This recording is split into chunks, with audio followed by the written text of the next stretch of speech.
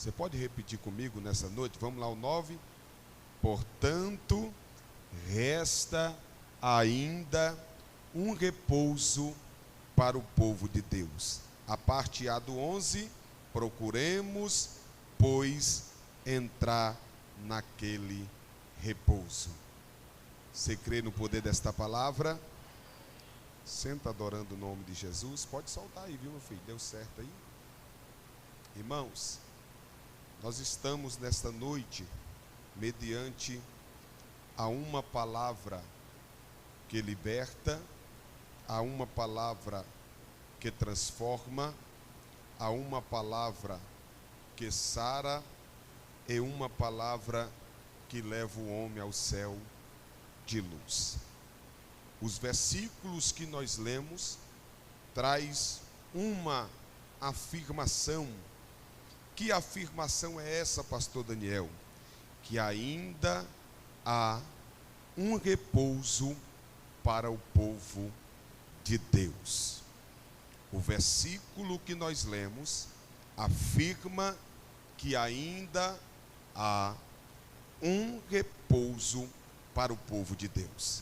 Se a Bíblia está afirmando que ainda há um repouso, é porque existiram outros repousos que Deus fizera para o seu povo. E era sobre isso que eu gostaria de falar nesta noite, acerca de alguns repousos que Deus fizera para o seu povo. À luz da Bíblia Sagrada, eu vejo o Senhor fazendo tudo pelo poder da sua palavra. Na criação, o Senhor, Ele fez tudo pelo poder da sua poderosa palavra. A Bíblia diz que o haja Deus, em Gênesis capítulo de número 1, Ele disse haja, e tudo foi acontecendo conforme a sua palavra. E é nesse cenário aqui da criação que Deus decide criar, que Deus decide formar um jardim. Quando eu olho para o planeta Terra, eu percebo, Sebastião, que até hoje nós temos coisas maravilhosas de se ver na face desta terra. Com tanto desmatamento, a gente ainda consegue ver coisas lindas. No nosso próprio país, no Brasil, a gente consegue ver. Agora raciocine comigo. Quando Deus criou todas as coisas, era lindo, era perfeito, era maravilhoso. É nesse cenário de perfeição que Deus decide criar, que Deus decide formar um jardim. À luz da Bíblia Sagrada, Deus, Ele foi o primeiro jardineiro. Ele decide formar o jardim. Ele cria o jardim. O que Ele põe dentro desse jardim? Ele põe o melhor. O que Ele coloca dentro desse jardim? Ele coloca o melhor. E o texto diz que Ele forma o homem, a sua imagem e semelhança. Não é isso não, viu, Rafael? Eu te mandei. Imagem e semelhança. Deus cria o homem, a sua imagem e semelhança. Ele forma o homem do pó da terra. E a Bíblia Sagrada diz que Ele sopra sobre as suas narinas e faz dele alma vivente. Deus pega este homem e coloca dentro do jardim. Para que Deus coloca Adão dentro do jardim? Para ser o lavrador daquela terra, para ser o guardador daquela terra. Perceba que ele está em um ambiente perfeito. Perceba que Adão, ele está num ambiente maravilhoso. À luz da Escritura, eu entendo que dentro do Éden, Adão não precisava trabalhar para comer. ele tinha do bom e ele tinha do melhor naquele ambiente. Tudo que Deus fez, irmão, pode perceber em Gênesis capítulo 1, que após a criação de cada coisa, Deus dizia, Sebastião, e viu Deus que era bom. Toda vez que Deus terminava uma obra, Deus dizia, e a Bíblia diz, e viu Deus que era bom. Mas quando Deus forma um homem, Deus pela primeira vez vai dizer, e viu Deus que não era bom que o homem estivesse sozinho. Aí a Bíblia diz que Deus tira da sua costela e faz uma mulher, uma adjuntora, para estar do seu lado. Perceba que Adão e Eva têm uma vida maravilhosa na presença de Deus. Olha o repouso que Deus criou para este homem, o jardim. Era só estender a mão e pegar do melhor fruto. Era só estender a mão e comer daquilo que era melhor naquele ambiente. Eva tem um marido perfeito. Apesar de tudo, Adão é um santo homem de Deus.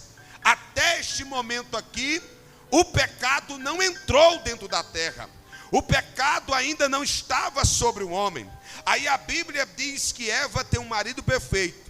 Adão tem a mulher perfeita. Eles moram dentro de um jardim. Para melhorar o negócio, a Bíblia diz que na viração do dia, Deus aparecia para conversar com Adão e Deus aparecia para conversar com Eva. Que descanso maravilhoso, irmão.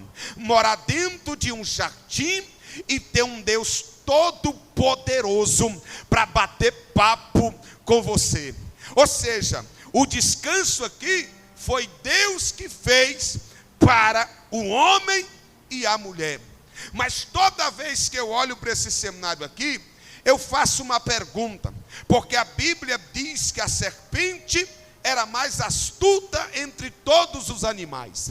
Se Eva tem um marido perfeito, se Eva mora dentro de um jardim, se Eva tem um Deus que fala com ela todo dia na viração do dia, aonde foi que Eva encontrou tempo para bater papo com a serpente?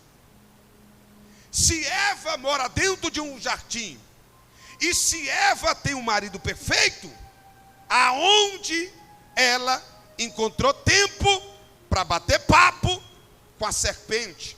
Você conhece a história? A Bíblia diz que a serpente pergunta para ela: como foi que Deus disse? Deus proibiu comer de tudo que tem dentro do jardim? A resposta dela é não. Deus disse que a gente não pode comer da árvore do conhecimento do bem e do mal.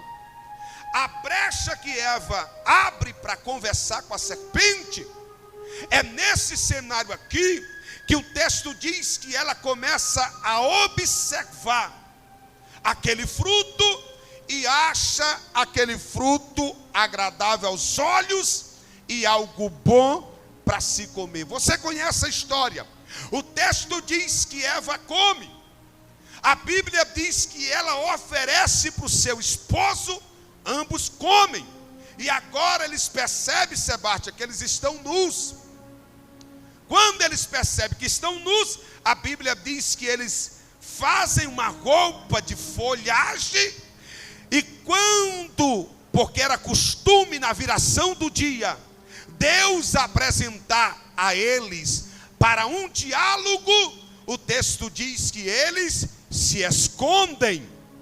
A pergunta é: se Adão fez uma vestimenta para ele, se Adão fez uma vestimenta para sua mulher, o que eu entendo é que eles estavam vestidos, mas quando eles ouvem a voz de Deus, o texto diz que eles se escondem de trás de uma árvore.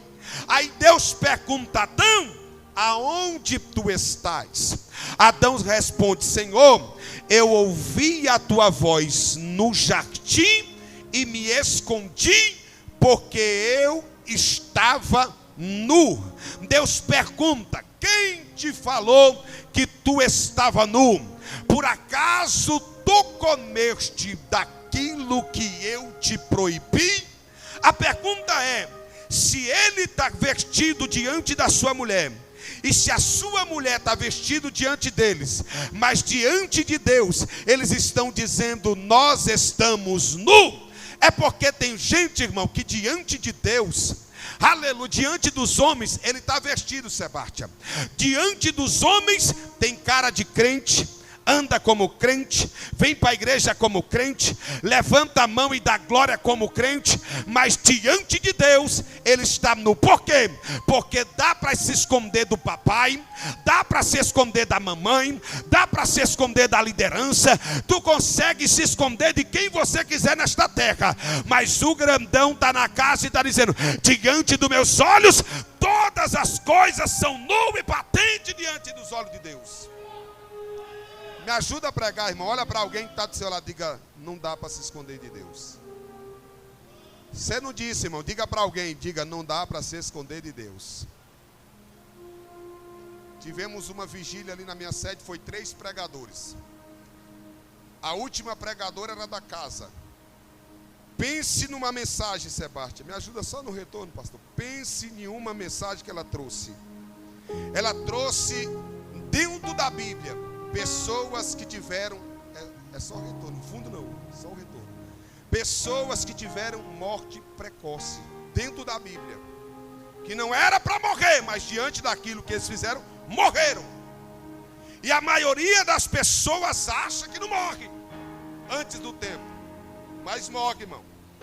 Quando alguém não quer fazer a vontade de Deus, infelizmente ela morre.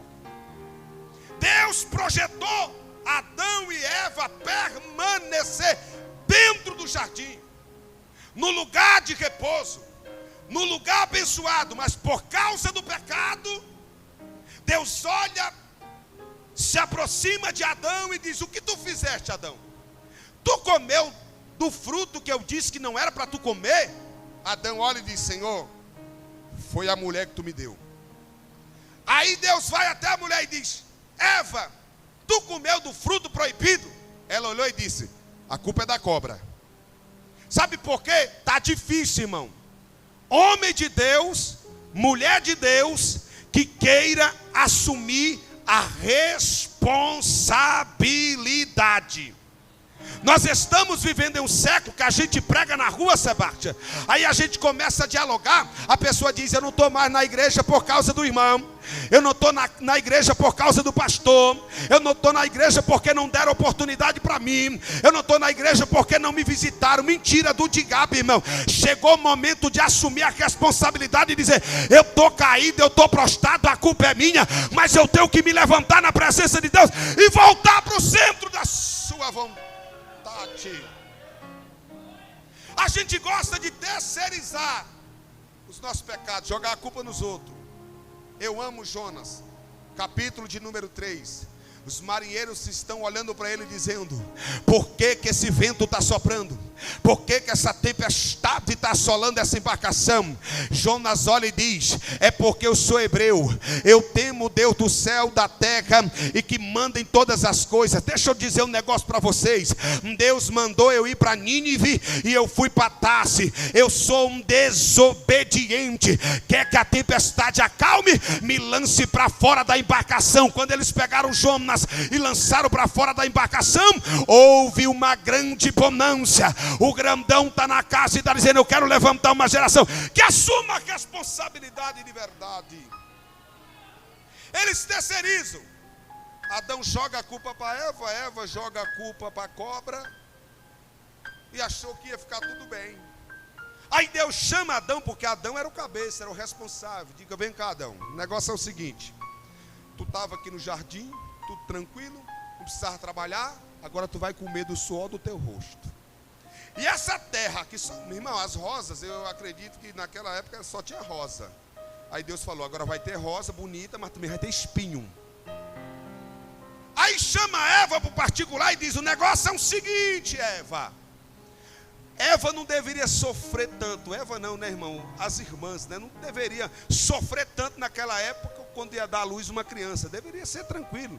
Deveria ser assim, igual minha esposa quando teve o primeiro filho. Que ela foi para uma consulta, já voltou com o menino no braço. Quando a mãe de primeira viagem vinha perguntar, eu falava, conversa com ela. Irmão, se a mulher tivesse apavorada e conversasse com ela 2 minutos, ela ia provar para a irmã que não tinha dor nenhuma, né? Porque o primeiro ela disse não sentiu dor de nada. Mas o segundo e o terceiro, grande foi a prova. Então Deus olha para Eva e diz, olha, eu multiplicarei a dor da tua conceição. Quem sabe a cobra achou que ia ficar tranquila, ela olhou e disse, ó, o negócio é o seguinte, tu vai rastejar pro resto da tua vida, vai comer o pó dessa terra, tu vai morder o pé ou o calcanhar do homem, mas da semente da mulher nascerá um que esmagará a sua cabeça. O texto diz que Deus pega Adão, pega Eva e lança fora do jardim. Perderam o repouso. O primeiro repouso aqui, Sebastia, perderam. Aí o texto diz que Deus ainda colocou um anjo com a espada flamejante para que ninguém entrasse dentro daquele jardim. Você conhece a história bíblica? Eles perdem o jardim. Aí Deus decide preparar o segundo repouso para o seu povo. O texto sagrado diz que Deus vai preparar. Que repouso, pastor Daniel? Canaã. A Bíblia diz que Deus vai preparar Canaã para o seu povo. Após a saída do Egito, após a morte de Moisés, a Bíblia diz que Josué é chamado, vocacionado por Deus. Deus olha para Josué e diz, Josué, esforça-te e tem muito bom ânimo, porque tu farás herdar a terra prometida. A Bíblia diz que este Josué aqui, ele separa alguns homens, Sebastias, para espiar a terra, para observar a terra.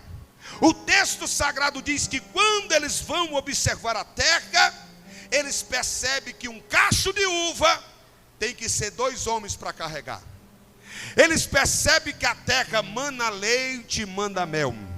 Eles percebem que a terra é como Deus falou, porque Deus disse, eu vou preparar uma terra para vocês, uma terra boa e larga, uma terra boa e larga, uma terra boa e larga. Eu não sei, irmão, como é que você está vivendo aqui na face da terra, mas Deus sempre quis um lugar de repouso para mim e um lugar de repouso para você.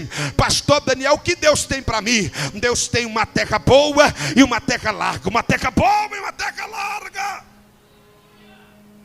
Deus preparou esta terra, porém eles têm que lutar, perseverar para obter a terra prometida.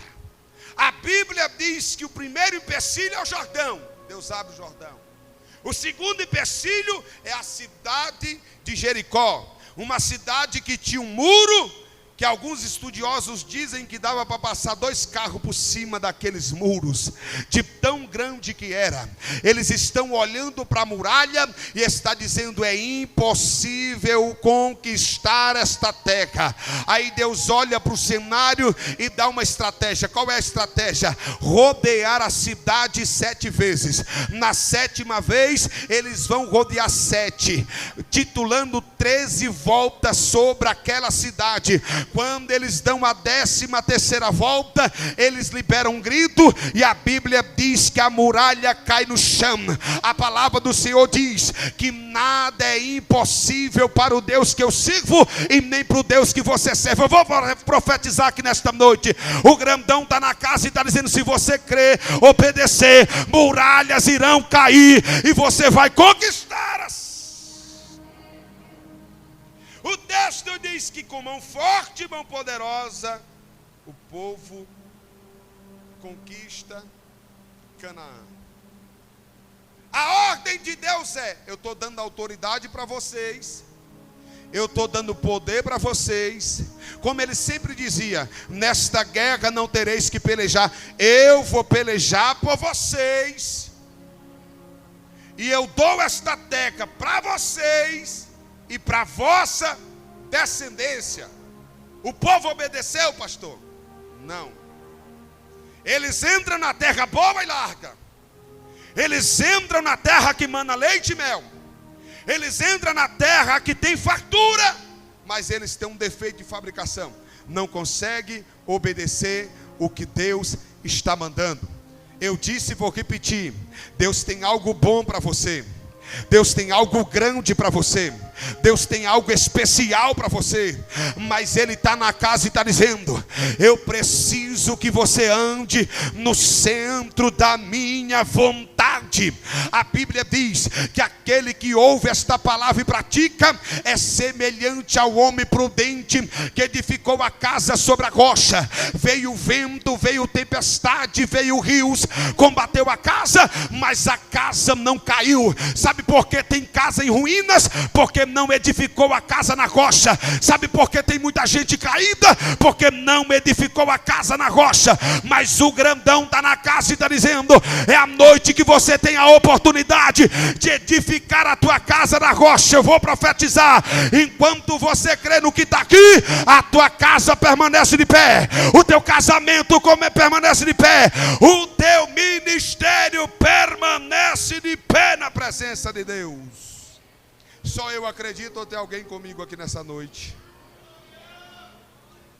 Por causa da desobediência, Sebastião, a Bíblia diz que o povo vai ser escravo dentro da sua própria terra. Por eles não obedecer a voz de Deus, Deus disse: limpa tudo. Cananeu, Jebuseu, Sadus, tudo que tinha eu, elimina da terra. Eles não obedeceram por causa da desobediência. Uma boa parte começa a virar idólatra. O texto diz que a contaminação toma conta daquele povo, e eles vão se tornar escravo dentro da própria terra. Eles vão padecer por causa da desobediência. O texto sagrado diz que Jesus nasce, Sebastião. O nascimento de Jesus, o Messias, o libertador. Grande parte dos discípulos acreditava que Jesus vinha para aniquilar o Império Romano e dar livramento para o seu povo, porque eles estavam debaixo do jugo romano. Eles estavam presos, aprisionados. Aí nós chegamos aonde o escritor aos Hebreus está dizendo: portanto, ainda resta um repouso para o povo de Deus. Primeiro repouso, o jardim, lá no Gênesis, o homem perdeu. Segundo repouso, Canaã, o povo perdeu. Só que Deus é tão bom, mas tão bom, mas tão bom, mas tão bom, mas tão bom, mas tão bom, mas tão bom, mas tão bom, mas tão bom, que Ele decidiu preparar um repouso para mim e um repouso para você. Pela sua misericórdia, graça é favor imerecido. Misericórdia é Deus não nos dar aquilo que a gente merece. Por quê, pastor? Porque eu mereci o inferno. Deus olhou e disse: não vou dar o que ele merece. A minha graça vai alcançar ele. A minha misericórdia vai alcançar ele. João capítulo 14, escrito está: não se turbe o vosso coração. Credes em Deus, credes também em mim. Na casa do meu pai há muitas moradas, e se não fosse assim, eu não vos teria dito: vou preparar-vos lugar. E se eu for e vos preparar lugar, eu virei outra vez. Eu virei outra vez. Eu virei outra vez. Ele está gritando em alto e bom som nesta noite: desperta, porque eu virei outra vez. Desperta, porque eu virei outra vez. Desperta, porque eu virei outra vez. Enquanto a igreja está calada e não consegue gritar em alto e bom som e dizer que ele está vindo, Deus está usando a boca de pessoas ímpias para gritar no meio de um bloco de carnaval, para dizer que ele está voltando, ele está voltando, ele está voltando, ele está voltando. O grandão está na casa nesta noite e está falando: breve eu voltarei.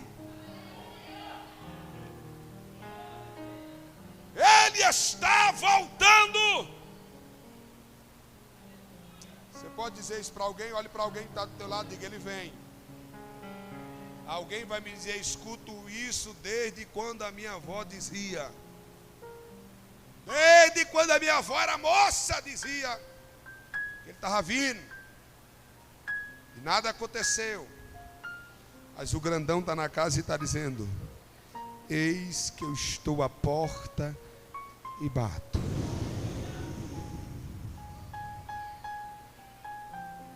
Ele preparou o repouso. Só eu acredito ou tem alguém comigo que crê nesse repouso? Preparado está, João capítulo 14. Se eu for, eu vou preparar. E se eu preparar, eu vou vir.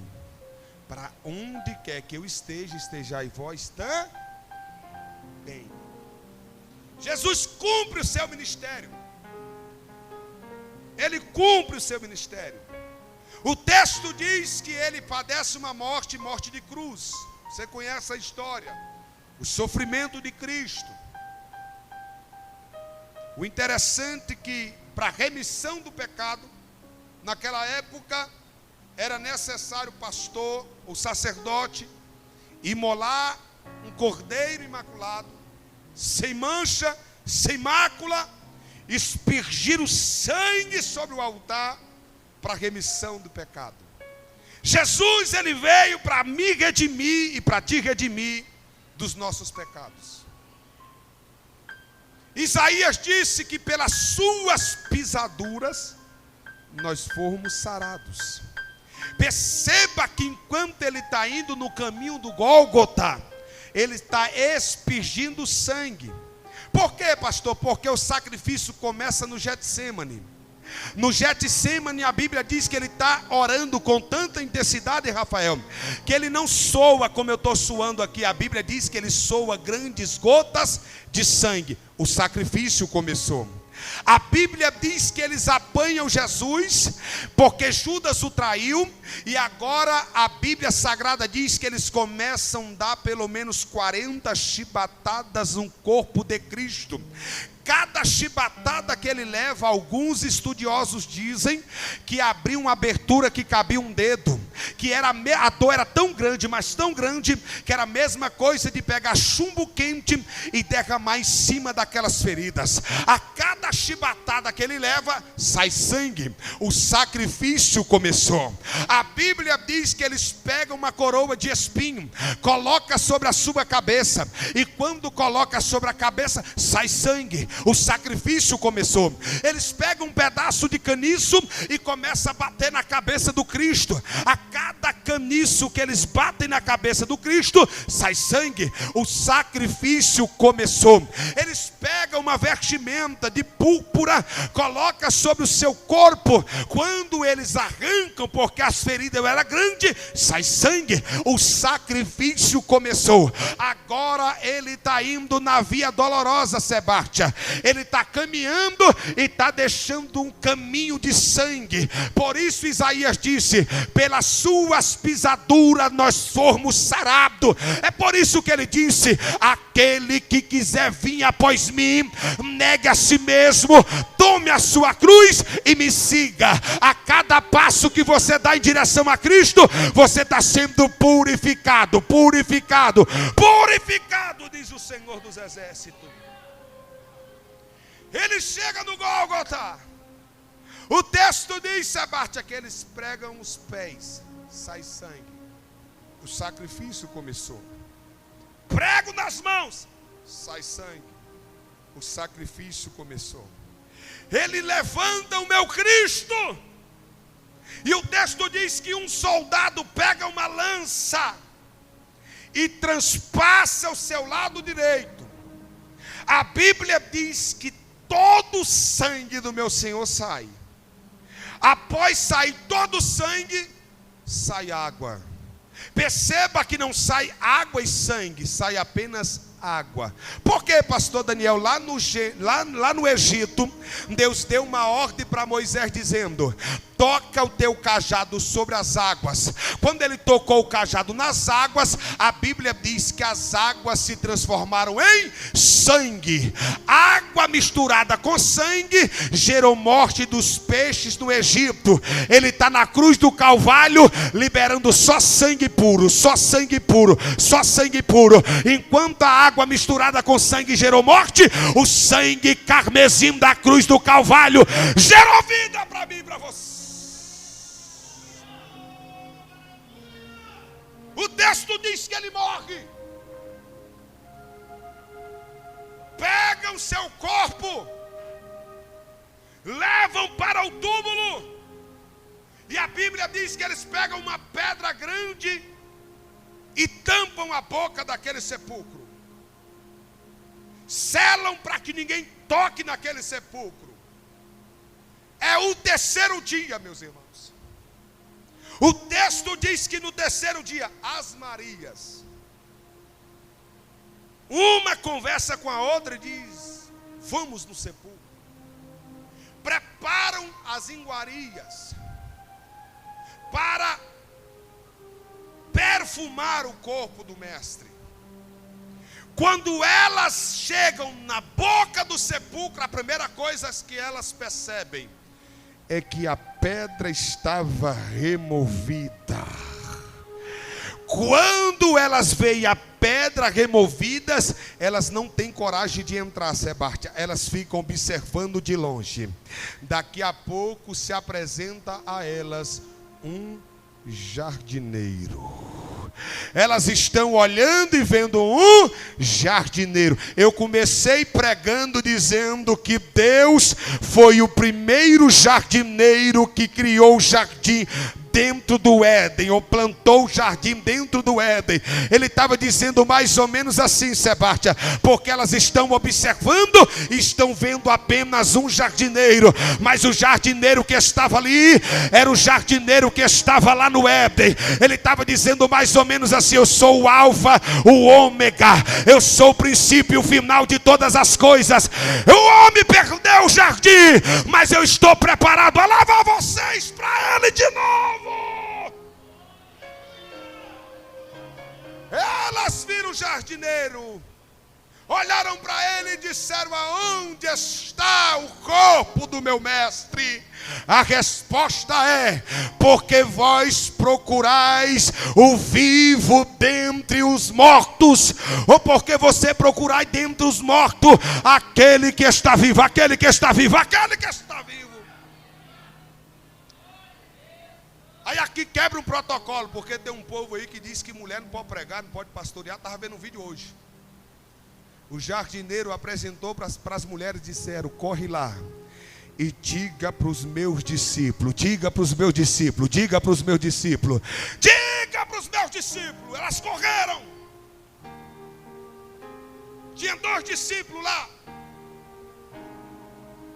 O texto sagrado diz que quando eles recebem a notícia, eles começam a correr, Sebastião, em direção ao sepulcro.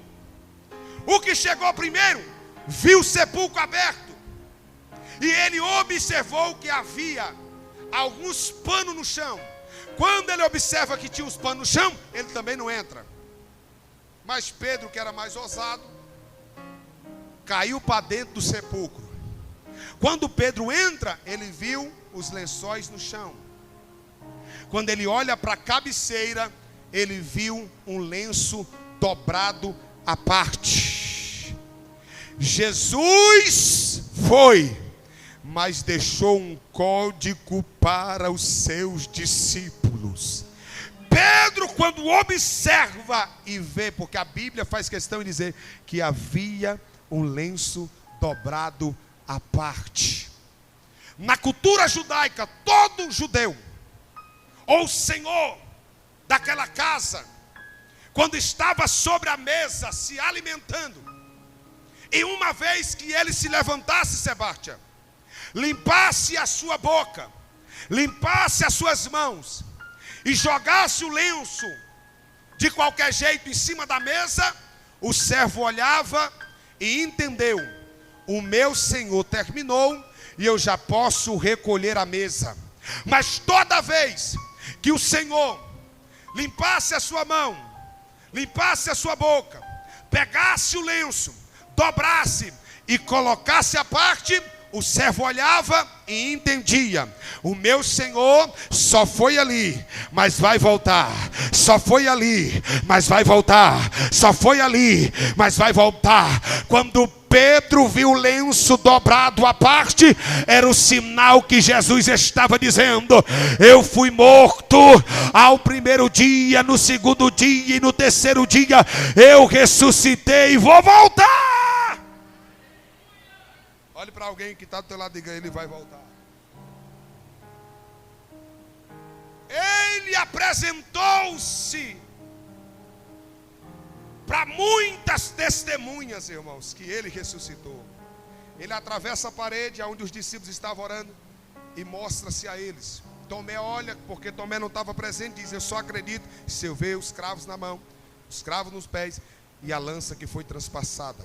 Ele se apresenta de novo e mostra para Tomé os cravos na mão, os cravos nos pés e a lança onde foi transpassado, o buraco da lança. Ele se apresenta para os dois discípulos que estavam no caminho de Emaús. Eles vão trocando algumas conversas, e aqui eu acho algo muito extraordinário, irmão. Porque aqueles dois discípulos estavam voltando para sua casa, para os seus afazeres. Eles estavam mais ou menos assim: desisto do ministério. Por quê? Porque eles vão conversando, Jesus apresenta-se a eles, os olhos estavam como fechados, eles não estão identificando a Cristo. Jesus pergunta: o que vocês estão conversando? Eles olham e perguntam: por acaso tu és um peregrino e não sabe as coisas que têm acontecido? Quais? Acerca de Jesus, um homem poderoso em palavra, poderoso em obra, porém nós achávamos que ele seria o remidor de Israel. Era o terceiro dia, Sebastia, e eles já abandonaram a fé. Era um terceiro dia e eles já desistiram de tudo. Eles olham e dizem: poderoso e palavra. Sabe por quê? Porque Jesus liberou uma palavra dizendo: Talita cumi, menina levanta. Aí a Bíblia diz que a menina ressuscitou. Um leproso desceu e olhou para ele e disse: se tu quiseres, tu pode me tornar livre. Jesus falou: eu quero. Tocou no leproso e ele foi purificado. Ele era poder em palavra. Sabe por quê? Porque um homem chegou até ele e disse: o meu servo está moribundo lá na minha casa, vai lá. Ele disse: eu vou. O servo faz uma autoanálise e diz: não sou digno que entre debaixo do meu telhado, mas libere apenas uma palavra, e o meu criado será salvo. Poderoso em obra, por quê? Porque ele caminhou por cima das águas. Poderoso em obra, por quê? Porque ele restaurou a visão de Bartimeu. Poderoso em obra, por quê? Porque ele expulsou os demônios de Maria Madalena. Poderoso em obra, por quê? Porque ele entrou dentro da casa de Zaqueu e Zaqueu foi transformado. Poderoso em obra, por quê? Porque ele operou sinais, milagres e prodígios na face da terra. Ele é poderoso em palavra, poderoso em obra, porém morreu. Aí o texto diz que Jesus vai conversando com eles. O diálogo estava tão bom, irmão. Era o mesmo diálogo lá do Éden, viu? O diálogo estava tão bom, mas tão bom, que Jesus faz que vai passar de largo. Aqueles dois discípulos clamam em alto e bom som, dizendo: fica só mais um pouquinho. Fica! Jesus entra para dentro. O texto diz que a mesa está posta.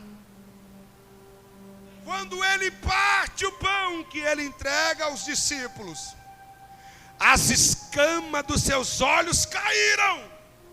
Jesus desapareceu. E a Bíblia Sagrada diz que eles olham um para o outro e diz: era o Senhor, era o Mestre. Por acaso nosso coração não ardia quando Ele falava conosco pelo caminho? Aqueles discípulos que estavam desanimados agora recebem ânimo para voltar para Jerusalém, para voltar para o centro da vontade de Deus. Para voltar para onde, pastor? Para voltar para aquele cenáculo aonde Ele havia prometido: ficai em Jerusalém até que do alto seja revestido. Jesus aparece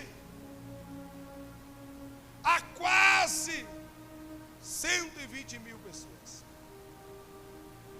Ele se apresenta provando, o texto diz, pelo menos 40 dias.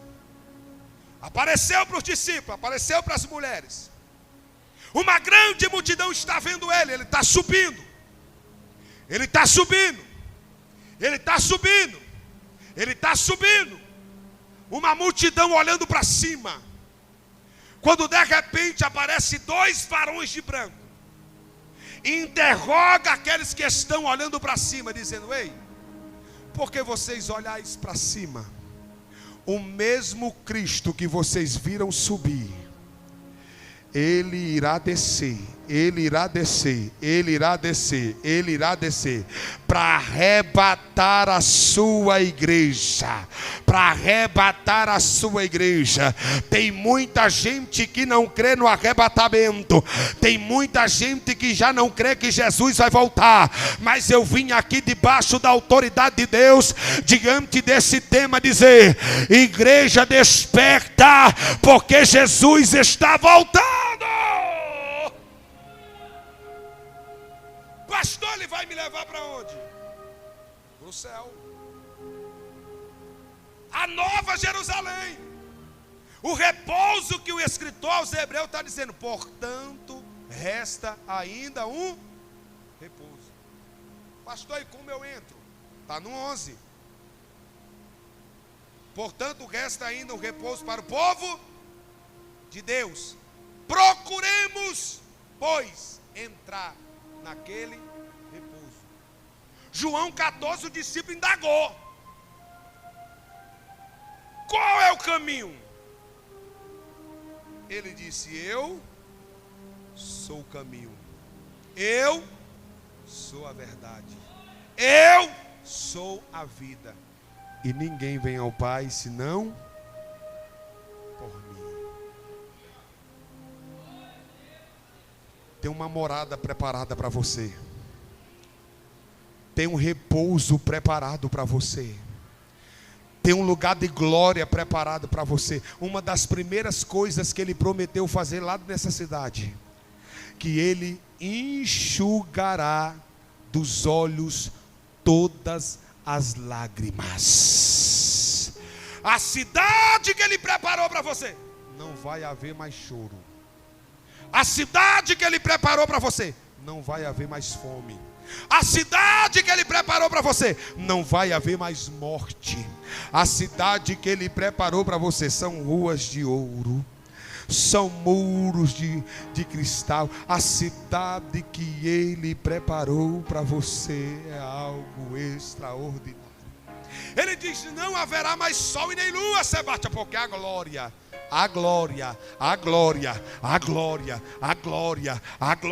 de Deus vai iluminar tudo.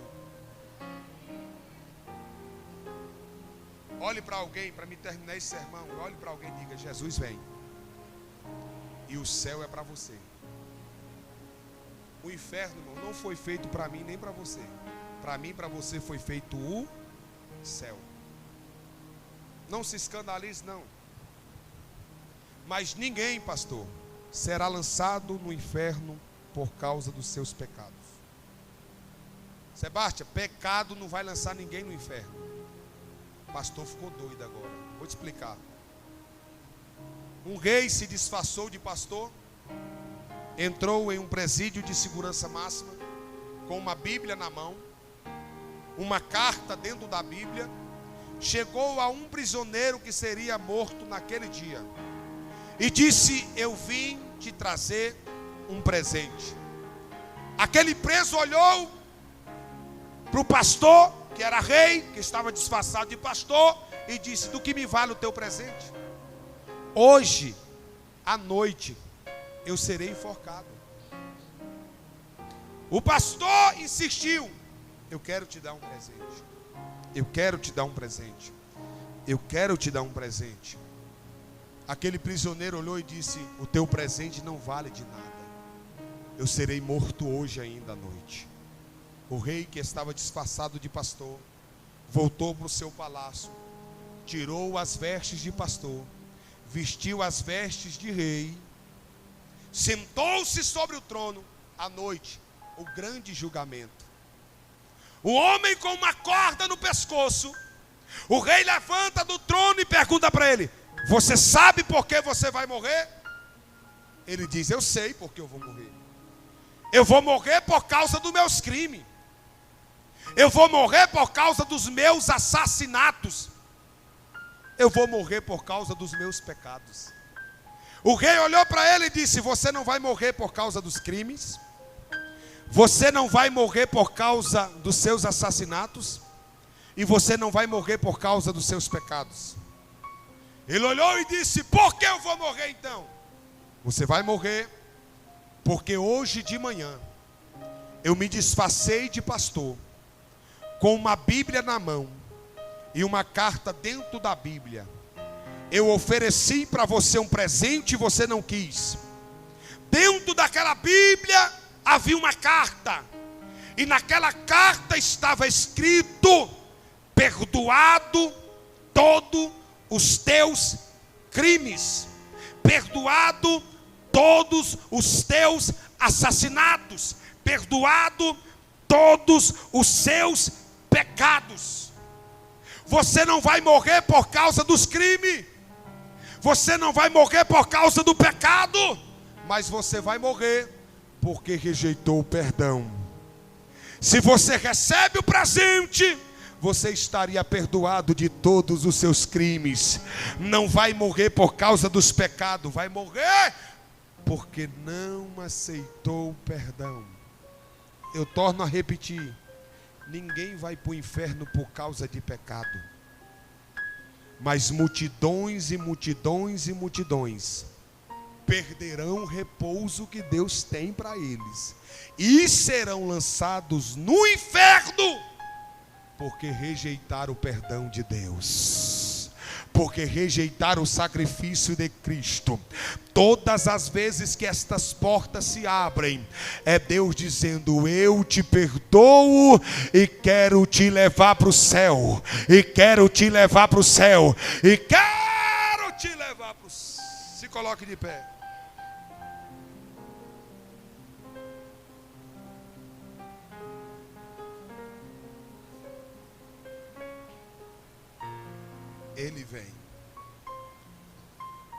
Ele vem te buscar. Antes de eu aceitar a fé, Sebastião, Deus me mostrou em visão um arrebatamento. A pessoa mais crente que eu conheço é minha mãe. Eu costumo dizer que se minha mãe não subir, vai ficar estreito para muita gente. Uma santa mulher de Deus. E naquela visão, minha mãe já era serva do Senhor, eu via ela subindo no arrebatamento.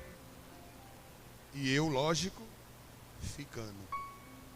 E eu fiquei desesperado. A coisa mais desesperadora será o arrebatamento da igreja para quem ficar. Mais desesperador ainda, Sebastião, para quem participou de cultos como esse e ficar. Pessoas que se afastaram da presença de Deus e perderam a salvação. Será desesperador. Mas que essa igreja continue com um tema como esse: desperta, porque Ele vem. Desperta, porque Ele vem.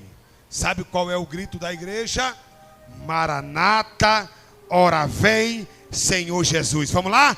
Maranata, ora vem, Senhor Jesus. Mais uma vez. Maranata, ora vem, Senhor Jesus. Você pode aplaudir o nome do Senhor Jesus? Eu entrego o microfone para quem é de direito. Muito obrigado pela oportunidade. Que Deus abençoe a sua vida, o seu ministério. E quando a igreja for arrebatada, se alguém quiser encontrar comigo, eu vou estar lá debaixo da árvore da vida, viu? É só passar lá debaixo da árvore da vida que nós estaremos lá glorificando, exaltando o nome daquele que tem todo o poder e toda a autoridade.